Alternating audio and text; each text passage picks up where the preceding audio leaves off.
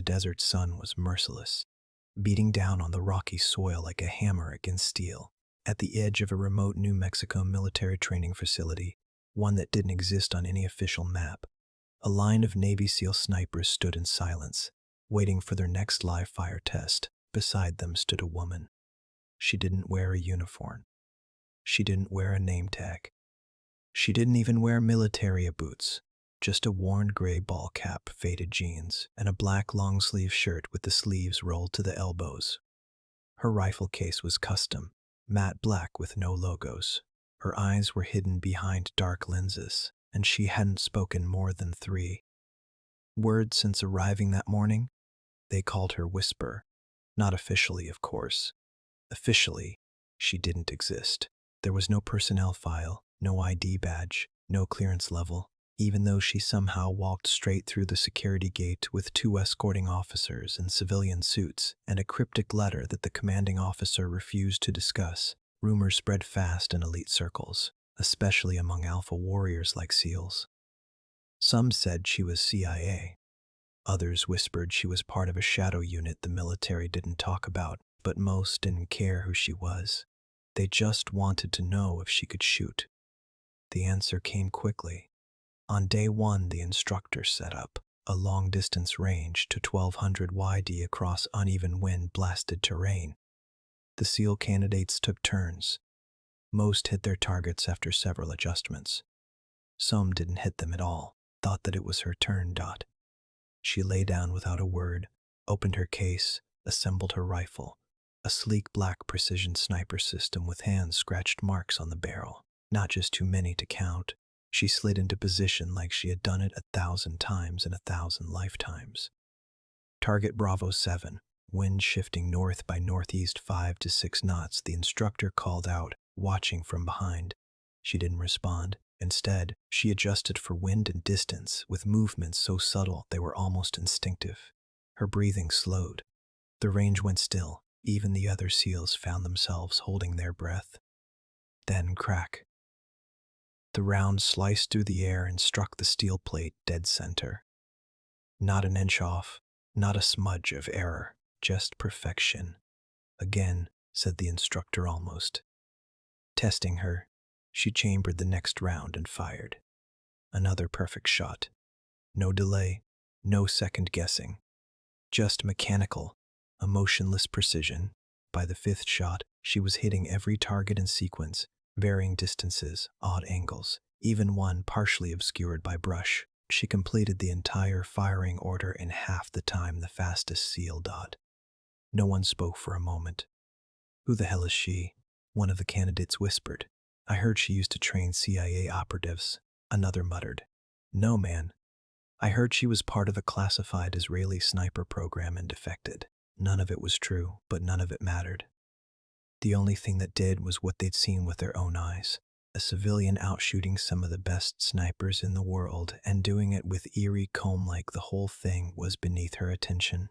That evening in the mess hall, she sat alone at the corner table, not eating, just cleaning her weapon with slow, deliberate movements. One of the SEALs, a tall, wiry guy named Garza, approached her. You ex-military? He asked, more out of curiosity than malice. She didn't answer. Just wondering how you got into a place like this without stripes or a patch. Still nothing. Garza let out a short laugh and said, You know, respect's earned here. Doesn't matter what strings you pull to get through the gate. She finally looked up. Dot. Her voice was low and even, then earn it. Garza blinked. Excuse me. I didn't pull strings. I was requested. I didn't come here to play soldier. I came to shoot. And with that, she turned back to her rifle. The next day, Garza watched her shoot again. This time, standing in kneeling positions under pressure drills. She didn't just hit targets. She predicted movements, adjusted on the fly, and shot between wind gusts like she had the weather coded into her blood. Later that week, she participated in a timed hostage rescue course, a test involving simulated terrorists holding dummies meant to represent civilians, a test designed to force quick decisions under stress. She cleared the course in record time with 0 civilian casualties and all targets neutralized. No one else had done that in 2 years. Doc, by Friday, no one questioned her place anymore. The instructors stopped calling her the civilian. They started calling her ma'am. Even the more skeptical SEALs began to nod at her in passing. One senior petty officer left an energy bar on her cleaning table, a silent offering of respect. But the most telling moment came during a private assessment with the rangemaster, a retired Marine sniper known for chewing up egos. "She's not just accurate," he later said in a debrief. "She's surgical. She sees the wind before it moves, anticipates bullet drop like she wrote the physics. And her breathing, her rhythm, it's unnatural, not mechanical, like instinct, like a rifle is part of her." A pause. "She doesn't shoot to prove anything. She shoots because it's the only time she's herself." By the end of the week, the name Whisper had become more than a nickname. It was a warning, a legend in the making, and no one, not even the SEALs, would ever look at her the same way again. Before anyone called her Whisper, she was just Logan. No last name, no middle initial, at least not one she gave freely. She preferred solitude and silence, two things that came easily in the dense forests of western Montana, where she had grown up living off the land. She was raised on a forgotten patch of acreage just outside of Kalispell. Her father, a Vietnam vet turned wilderness guide, never believed in schools or systems. "The wild teaches you what you need," he'd say, handing her a .22 rifle on her 7th birthday. "Read the wind, trust your gut, and never waste a shot." Logan took that to heart. By age 12, she could track elk through frozen forests and land clean kills from 600 yards out. She didn't hunt for sport. She hunted for food, for survival. Her mother, quiet and strong, homeschooled her between trapping seasons, teaching her everything from anatomy to algebra, using torn-up textbooks and nature as her chalkboard. They were poor, but they were proud. They didn't ask for help, and they never relied on anyone. Then came the crash. One icy January night, her parents took a back road to town for supplies. A semi-jackknifed on black ice took them both in an instant. Logan was 16. No relatives, no family friends close enough to call. She didn't cry. She didn't speak for days. She just packed a rucksack, took her father's rifle, and vanished into the woods. For a while, she simply disappeared. Some say she lived in the wild for nearly 2 years, hunting, trapping, surviving off the grid. Others claimed they'd seen her pumping gas at a truck stop or walking the shoulder of I-90 in the rain with a rifle case and a pack. Then she resurfaced in the most unlikely of places. A long-range underground shooting competition held illegally on tribal land in Arizona that no one knew her name. She entered under Ghost, paid the cash fee with crumpled bills, said almost nothing to anyone. But when her turn came, she stepped to the line with a battered old Remington 700, a civilian rifle, no mods, no bells or whistles, and annihilated every previous score. Not just beat them, humiliated them. She hit 1,000-yard targets while standing, made wind calls with no spotter, and cleaned house in time challenges designed to break a shooter's rhythm. One judge swore she hit a quarter-sized target at 800 YD, blindfolded. When the last round fired and her total was announced, crowd stared in stunned silence. She didn't wait for applause. She didn't take the prize money.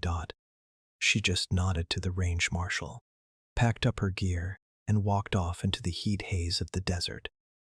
That would have been the end of her story, just another ghost shooter passing through. Except someone had been watching. A man in a gray suit with a government ID that opened every door and a phone that never rang in public. He wasn't military. Not exactly. But he carried himself with the posture of someone who'd been around black sites and briefed presidents. He didn't approach her that day, though. He waited. He followed her for nearly a month through Colorado into Idaho and finally into a nowhere town in northern Nevada where she was working nights at a roadside diner and sleeping in her truck. The kind of job that paid cash under the table, no questions asked. She was cleaning tables at 2 a.m. when he sat down in her section. He wore sunglasses indoors and ordered black coffee he never touched. "You're hard to find," he said without looking up. She didn't respond. But you're even harder to replace. She set the tray down and studied him. You a recruiter? No, he replied. Recruiters deal in resumes. I deal in outcomes. He pulled out a plain manila envelope and slid it across the table. Inside photos of insurgent leaders, field coordinates, satellite images, details only someone deeply embedded in military intelligence would have. Logan said nothing, just stared at the images, her face unreadable. I'm not here to threaten or pressure you, a man said. I'm here to offer you a choice. There's a unit doesn't officially exist working on advanced sniper support for deep field special operations. We're building the future of precision warfare. I'm not military, she said flatly. That's why we want you, he replied. She picked up the folder again. You want me to kill people? I want you to save lives, he corrected. Sometimes that requires the right trigger at the right time. She stared at him for a long moment. And if I say no, he smiled. Then you go back to cleaning tables and I walk out that door. No questions asked. She didn't answer him. Not then, but 3 days later, she showed up at a private airstrip. Outside Reno, carrying nothing but a rifle, her pack, and a silence that made even the pilots nervous. He was waiting on the tarmac. No questions, he asked. Just one, she said. What's that? Where's the range? He smiled. It's already watching you. As the plane lifted off, Logan didn't look back. She didn't need to. She wasn't running from anything anymore. She was walking straight into who she was always meant to be. Not a soldier, not a spy. Something else entirely. Something the world would never understand but never forget. They called her Whisper, but long before that name echoed through sniper, circles and mission reports, she was simply the shadow that no one saw coming. And now she was aimed at the heart of war itself. They said no outsider could survive in Camp Sentinel. Tucked deep in the Blue Ridge Mountains of Virginia, Sentinel wasn't listed on any official record. Even within the military, few knew it existed. It was where America's most elite sniper, Unit SEALs, Delta Force, Recon Marines, sent their best shooters for final phase training. This wasn't where you learned to shoot. This was where you proved you could shoot better than anyone alive. Logan Cody, named now officially. Whisper arrived without ceremony. No handshake, no briefing, just a black chopper, a silent ride, and a file handed to the camp director, Colonel Alec Mason, marked Clearance Alpha-6. Observe only. She stepped off the chopper wearing a plain field jacket, tactical pants, and a patched-up rucksack. No name, no rank, just her dot. The operators waiting for the new class watched her with suspicion. She was the only woman, the only one not in uniform, and the only one who walked as if she'd seen more combat than any of them, but couldn't care less about proving it. Sergeant First Class Tom Hawk Hawthorne, a 2-time Bronze Star recipient, muttered to another sniper, "Great, some civvy consultant here to teach us how to hold a rifle." The others laughed, not crew, but with the dry humor of men who'd seen enough death to joke about everything else. Mason briefed the group before the first field test. You're not here to compete, he told them. You're here to earn your place. Everyone's equal until their shot proves otherwise. He glanced at Whisper, not dismissively, but with careful restraint. The exception, he added, is her. She's here on evaluation. Don't ask questions you won't get answers to. That only made them more curious. The first trial was simple. Engage multiple targets in varied terrain under pressure. The course spanned nearly a mile using both simulated and live ammo with time penalties for missed shots or hesitation. Each sniper took their turn. Some excelled. Others faltered under shifting winds and sudden civilians in their line of fire. When it was Whisper's turn, a quiet tension settled over the group. She moved like fog, low, quiet, impossible to track. She didn't just fire, she flowed. She used elevation like a painter uses shadows, positioning herself to cover multiple angles at once. One observer noted she adjusted for wind before the trees even moved. She finished the course with 0 misses, 0 data. Perfect, run. And she did it 2 minutes faster than the previous record. The silence afterward wasn't disrespect. It was disbelief. She ghosted those targets. Hawk muttered. She read them. Someone else whispered. Over the next week, she kept pace in every area. Endurance rocks, night navigation, even hand-to-hand drills. Oh, she wasn't the strongest in combat sparring. She moved with surgical awareness, using her opponent's momentum against them. Every strike was efficient, every step calculated. But still respect came slowly. On day 4, while they were running team drills in heavy rain, Hawk confronted her near the armory. "You think we're impressed by headshot?" he asked. "You haven't bled with us. You haven't lost brothers." She met his gaze without flinching. "You think bullets know the difference between your name and mine?" He took a step closer. "You don't belong here." She leaned in. Her voice didn't rise. It lowered quiet enough that it cut through the rain. "I didn't come here to belong. I came here to make sure you survive." And then she walked away. That night, something shifted. It was subtle. A few of the others began to include her in field briefings. She started getting quiet nods at breakfast. Hawk even handed her an MRE without being asked, but the real turning point came during the blind shooter exercise. Each sniper was given coordinates in a 90-second window to fire at a randomly positioned moving target, without visual recon, without prep, just instinct and map data. One after another, the shooters failed to hit dead center. When Whisperer's turn came, she studied the intel for 8 seconds, scanned the horizon through wind-misted optics, then fired. Bullseye moving, target 950 ID. Through brush, the camp went silent. Even Mason, who had seen decades of excellence, simply wrote on her evil sheet, "Untouchable, untouchable." Later that night, during a fireside debrief, Hawk sat across from her in the glow of flickering. "Kowals, I was wrong," he admitted. "You don't belong here." She raised an eyebrow. "You own this place." Whisper didn't smile, but she gave the slightest nod. "You ever think of enlisting?" he asked. She shook her head. "I don't do uniforms." "Why not?" "I'm more useful without one."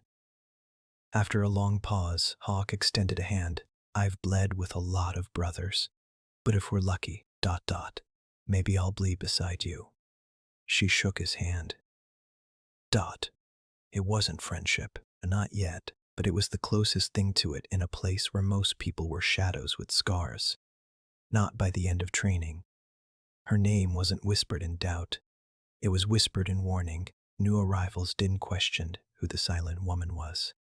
They just watched her shoot, then double-checked their scopes. In a world ruled by ranks and ribbons, Whisper earned respect with only 3 things: skill, silence, and the unshakable aura of someone who wasn't there to prove anything, only to be ready when the mission mattered most. She didn't break the brotherhood.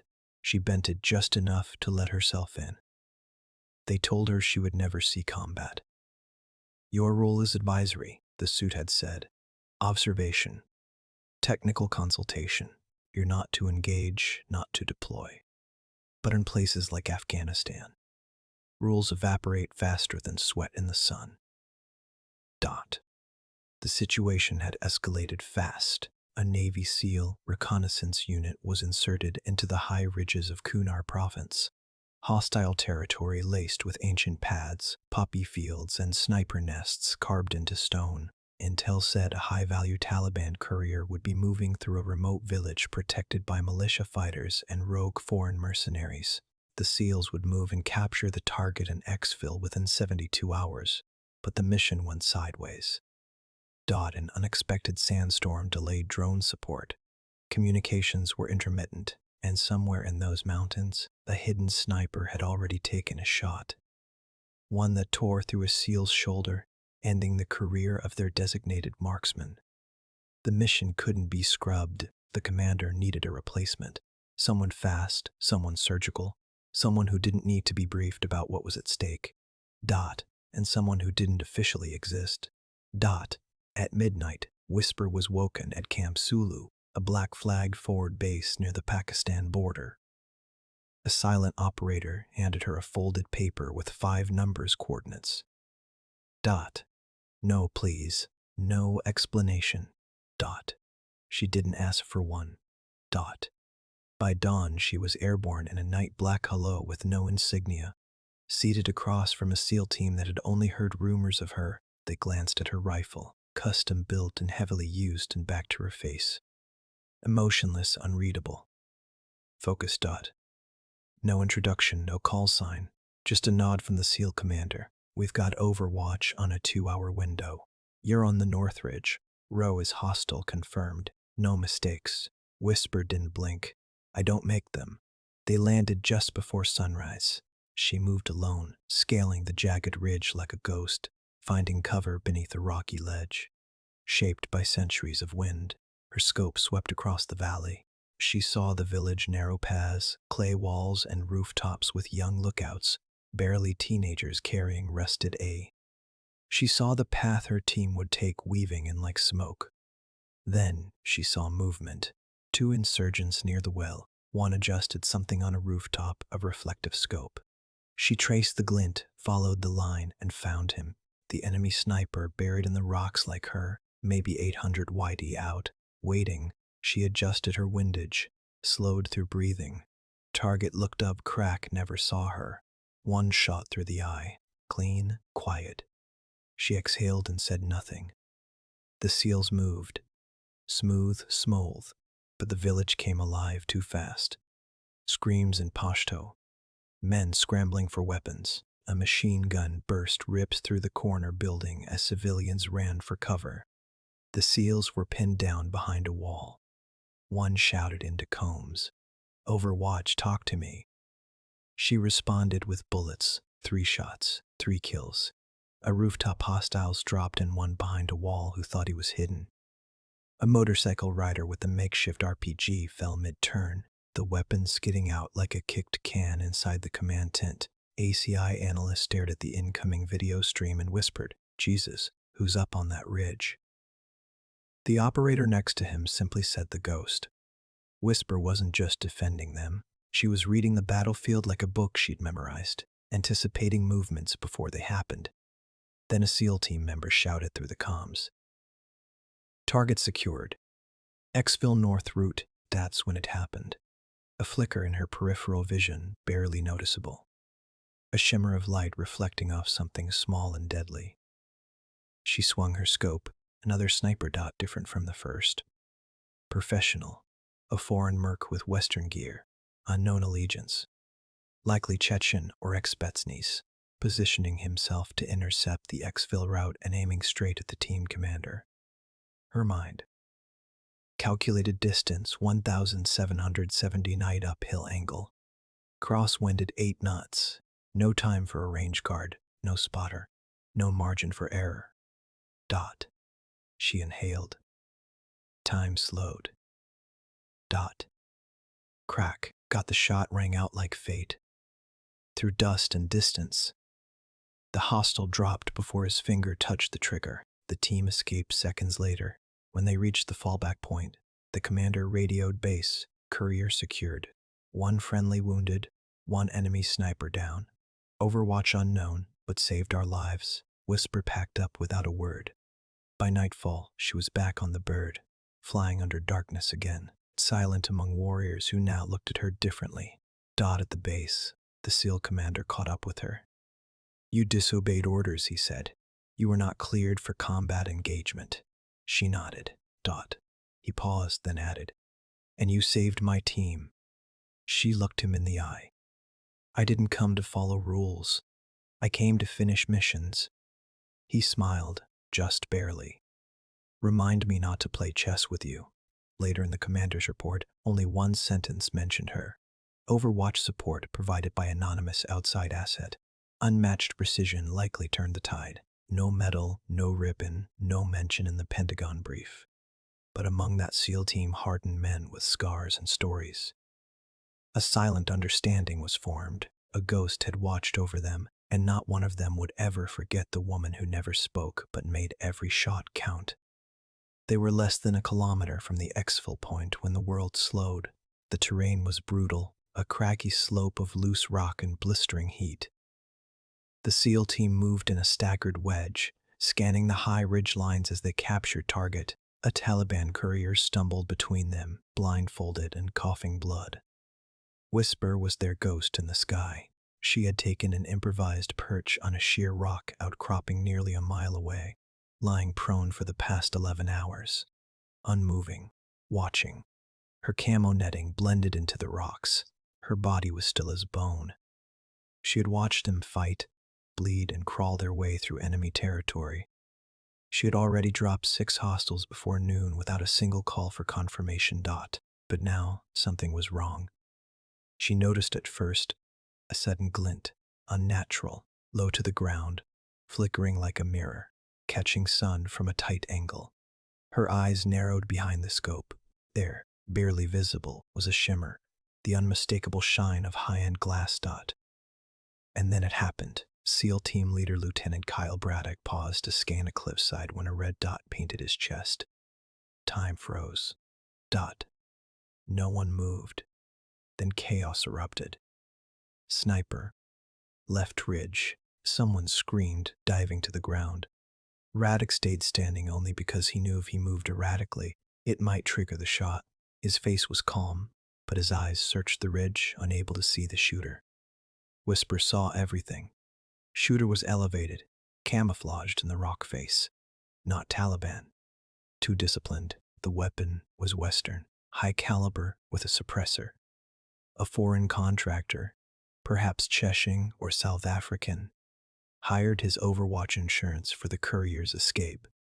The red dot didn't waver. Whisper had no time. She didn't speak into the combs.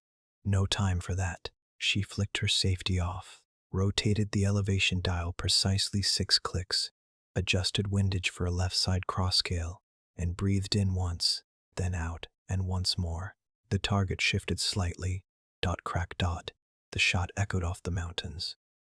Like thunder ripping through dry bone. Down below, the red dot vanished. The enemy sniper's rifle clattered from the rocks. His body slumped forward, lifeless. A jagged bloom of blood sprayed against the ridge. She had hit him dead through the scope. A shot through glass across 1,119 wide against shifting wind and a moving sun. The SEALs looked up toward her perch. They couldn't see her, but they knew. Bradock, still standing, exhaled as though he had been underwater. Jesus, he muttered. One of his team members looked at him. That wasn't luck. That was Whisper. He nodded. Yeah, and she just saved my damn soul. Minutes later, the team reached the Xfil point, a dry riverbed shielded by stone outcroppings. Dust swirled in the air as the evac chopper descended, blades screaming in protest against the mountain winds. As the SEALs loaded the detainee and checked wounds. Bradock turned back toward the ridge. Still nothing. Thought no movement. No shimmer. No trace. She had already gone. Back at the forward operating base, Bradock stormed into the command tent. Still sweating and dust-covered, who cleared her to take that shot? The CI advisor barked, holding a satellite image of the incident. She wasn't on the engagement list. Bradock glared at him. If she hadn't taken it, I'd be dead. We all would. The advisor shook his head. She violated 3 protocols. Fired without confirmation. Exposed her position. If her shot had gone wide, she doesn't miss. Bradock said coldly, but it was unauthorized. Bradock leaned in. And so was sending us into an ambush with half the intel missing. Maybe next time you'll let the shooter do what the shooter does. He left the tent before the argument could escalate. There were still bloodstains on his boots. Whisper sat alone that night on the edge of the camp, legs dangling off a concrete bunker. Her rifle leaned against the wall next to her, barrel darkened with carbon and heat. She had cleaned it twice, reassembled it blindfolded. It didn't need it. The ritual just calmed her. The scope was cracked. Now, a hairline fracture from the shot. That bullet had gone through another sniper's optic. A 1 in 1,000 shot. Dot. It had taken every shred of her training, every inch of instinct, and not an ounce of hesitation. She hadn't done it to be remembered. She'd done it because Bradock was her responsibility. The entire team was. Whether they wore her patch or not didn't matter. She didn't work for medals. She didn't even work for the flag. She worked for the men who couldn't afford to miss because when they did, they died. The chopper pilot approached slowly like one might approach a sleeping wolf. "They're calling it a record," he said. "Fastest confirmed kill at that distance under live crossfire." Whisper didn't look at him. "They said you broke protocol," he added. She nodded slightly, her gaze still on the horizon. He paused and smiled. "Guess you broke the rules and saved their asses." Whisper turned her head slightly. Her voice was soft. "I didn't break the rules. I just ignored the ones that got in the way." The pilot laughed quietly and walked off. By morning, the story had spread through every covert channel. A mystery sniper had taken an impossible shot, saved a SEAL team, vanished without credit. They didn't write it into the official report. But among the operators, the legend grew. She didn't wear a name. She didn't take orders like the others. But when death came knocking on the commander's chest, it was Whisper who pulled the trigger faster.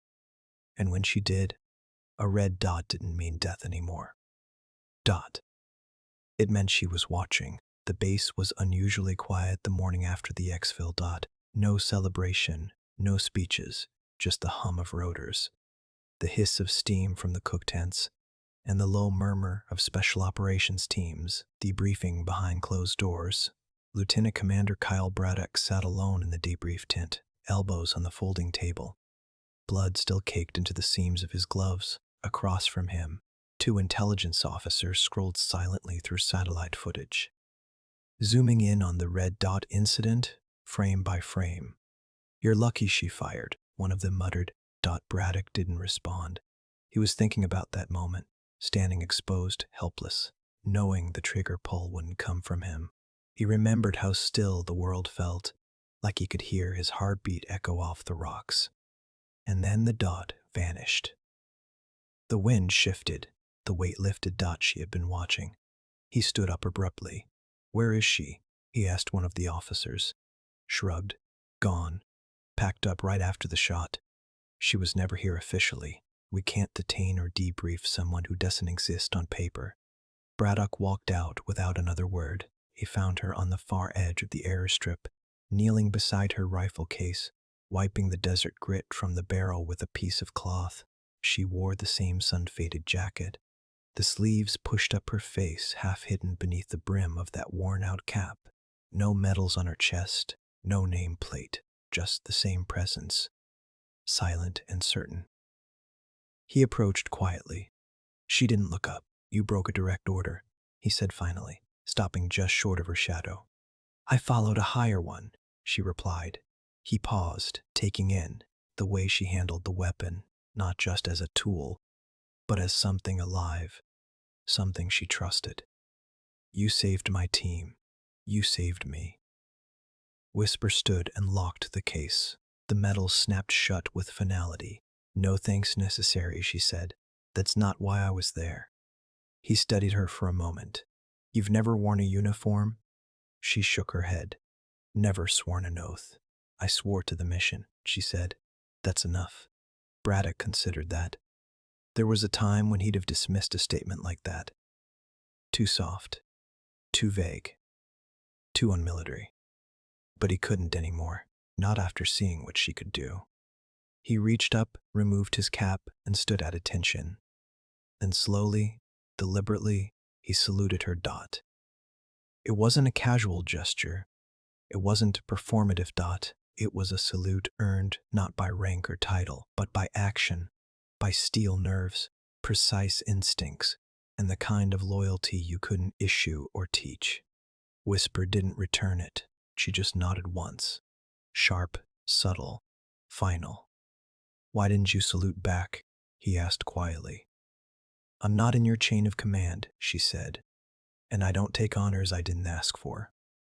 He lowered his hand. "Ben, take this. Every man on that team owes you his life." Whether you want the credit or not, she gave him a look. Not defiant, not cold, just real. I don't do it for credit, she said. I do it so the good ones come home. Hours later, she was gone. Dot. No one saw her board. The aircraft dot. No one signed her out. Her bunk was stripped bare. Only dust where her boots had stood, only a folded slip of paper left behind. Protect the mission, not the myth. The base returned to its rhythm. New missions, new briefings. The whisper of her name remained like an echo behind every door. Some said she'd been reassigned. Others claimed she disappeared for good. Off the grid, back to the shadows. The CIA advisor pushed for a reprimand. She violated field protocol. He insisted Bradock overruled it.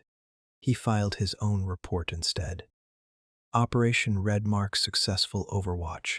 Unidentified civilian asset 1 confirmed. HVT neutralized. Remarks. Subject displayed unmatched proficiency, situational awareness, and mission first decision recommendation. Permanent field clearance under direct combat operations. The brass tried to redact her entirely. Her name was never mentioned, but her mark remained.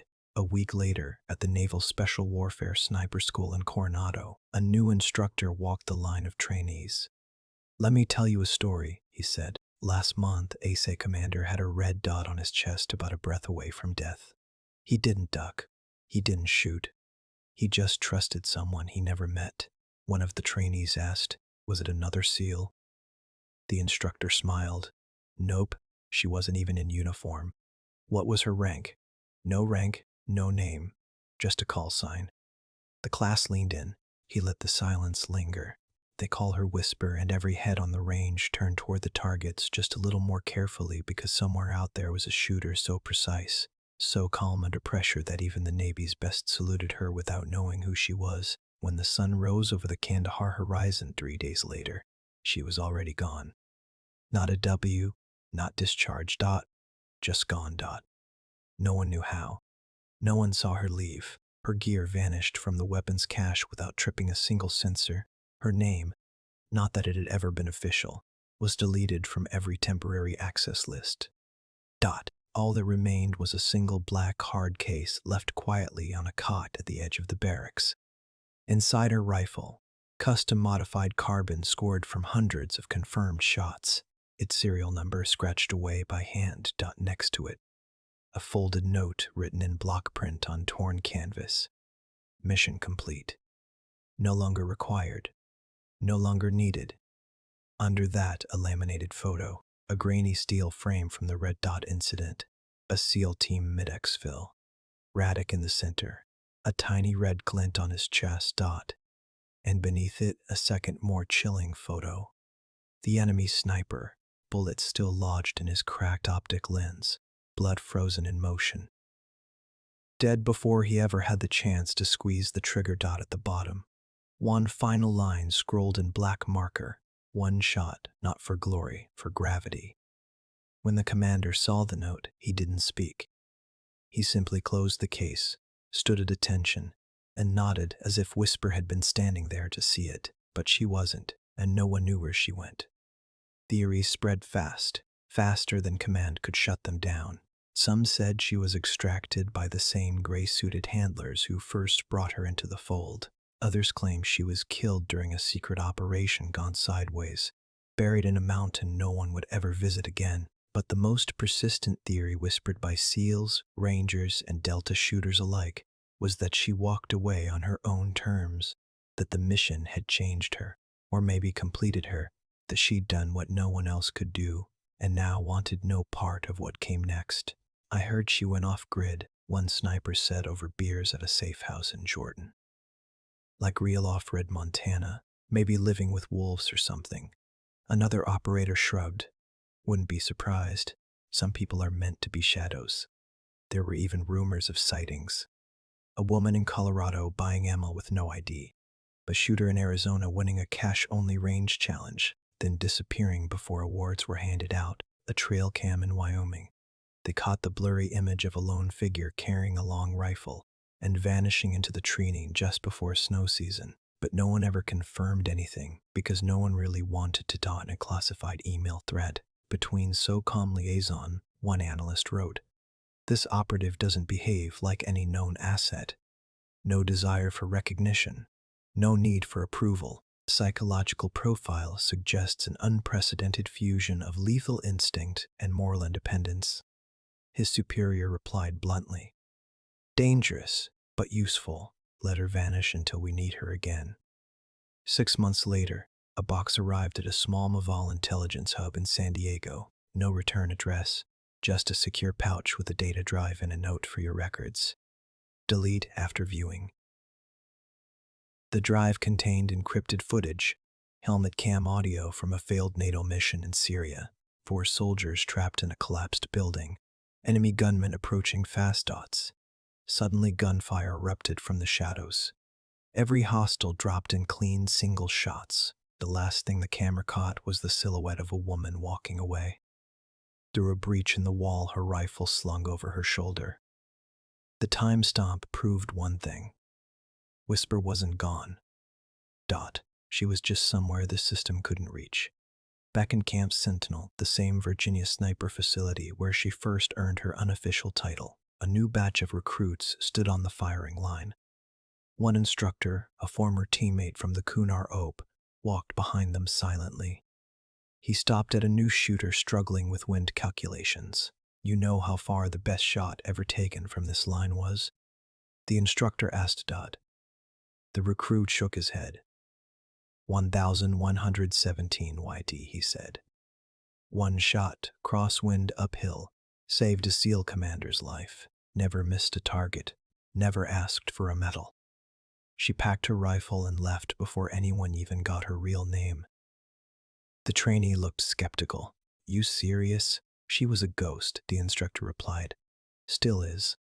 Then he smiled. "And if you ever see a woman in civilian gear, hands in her pockets, standing still at the end of your range, you'd better shoot straight because she'd be watching." In the forests of northern Montana, a child followed deer tracks through the frost. His father, a former Marine, watched from a distance, letting the boy learn, fail, and find his own instincts. The child raised his .22, aimed carefully. Then a faint sound. A shock from somewhere so distant it felt like a whisper. The buck dropped instantly. The child turned confused, but there was no one there. Only a glimmer of sun on metal in the far ridge. The father narrowed his eyes and grinned. Somewhere she was still watching. Legends usually start with medals, declarations, salutes in front of flags. Whispers started with silence. No fanfare, no citations, no retirement party or folded flag. Just stories passed between warriors like sacred relics, always spoken softly, as if too much volume might scare the truth away. In a way, that was exactly how she would have wanted it, because Whisper never wanted to be remembered. She wanted to be useful, and she was over and over again, not just in the red dot incident, though that was the one the SEALs would always remember. Not just in the Syrian rescue caught on that nameless hard drive. She'd operated in half a dozen other theaters under at least 3 different Cody names. Always in shadows, always watching. Never once for the glory. A year later, Lieutenant Commander Kyle Bradock stood at the podium of a classified sniper symposium in Norfolk, addressing a room full of special operations sharpshooters, some just back from the Horn of Africa, others prepping for rotation in South America. He cleared his throat, looking down at the sheet in front of him, but he never read from it. Instead, he looked up. "You ever hear a story?" he began. "That sticks with you so hard it changes how you pull a trigger." A few in the room nodded slowly. He continued. "She didn't wear a name, didn't take orders the way most do, never joined the system, but operated with more precision and ethics than half the roster combined. Whisper wasn't her real name. We never knew that. But that's what we called her because when she was around, Beth didn't shout. It whispered." A murmur ran through the crowd. Radek stepped back from the mic, let the silence settle, then added, "She took the shot that saved my life, and she didn't stick around for thanks. Just packed her rifle and disappeared. You don't forget someone like that. You measure yourself against them." He tapped the podium once with his knuckle. And every time I step into a new low, I asked myself, am I pulling this trigger like she would with certainty, with conscience, without ego? Then after a beat, if you can answer yes, then you're not just a sniper, you're a guardian. He walked off stage without waiting for applause. There was none, but every shooter in that room recalibrated their sights that afternoon with a little more care. She'd never admit it, but Whisper had started to feel the weight of ghosts, the ones she saved, the ones she didn't, the ones she could have. That's why she disappeared. Not to run from the mission, but to protect it. Because sometimes the mission becomes you, and if you're not careful, you start believing you are the only one who can finish a dot. So she vanished, but not completely. Dot in a dusty bookstore in Helena, Montana, a veteran nonprofit, received a package with no return address. Inside was a manuscript typed, bound with string, no cover page. The title on the first page, Through the Scope, Ethics, Distance, and the Quiet Mind. There was no author listed, but any sniper who read it knew. The pages were filled with thoughts too sharp to be academic, too real to be fiction. Details about breath control under panic fire, wind dialing during microbursts in mountain valleys, and the emotional cost of watching someone through a scope for 12 hours before being forced to end them. Each chapter ended with a quote. The last quote in the final chapter read, "There is no glory in being the last line, only responsibility." The nonprofit printed it, quietly circulated it among special ops communities. No commercial sale, no press, just passed hand to hand like a sacred text. Dot. And it changed people. More shooters started refusing ego kills. More teens reviewed civilian exposure drills. More instructors began talking about the whisper zone, a term to describe the mental state just before a life-altering shot. Her legacy wasn't loud, but it was everywhere, and still no one could find her. One former ranger claimed to have seen her in Alaska standing at the edge of a frozen lake, eyes closed, listening to the wind. Another swore she taught a wilderness survival course under a fake name in Idaho, never once mentioning weapons, though her eyes scanned every tree line. All hearsay. All part of the myth. But every operator knew myths don't come from nowhere. One foggy morning on a private range deep in Washington state, a visiting Marine Corps sniper instructor found something pinned to his paper target, a single cartridge polished, fired, and a handwritten note beneath it. Still watching, still listening. Don't miss. There was no signature. There didn't need to be. Years passed. Wars changed. Old enemies faded. New ones emerged. But among the elite, the ones who operated without names, ranks, or rest, there was always one story that came back again and again about a woman who never wanted fame, never demanded recognition, never saluted first, but who once took a shot so impossible it rewrote the definition of a sniper. A woman who wasn't even in the system, but who stood above it. Anyway, they called her Whisper. And every time a red dot appeared where it shouldn't, someone silently hoped she was still out there. Somewhere watching at the end.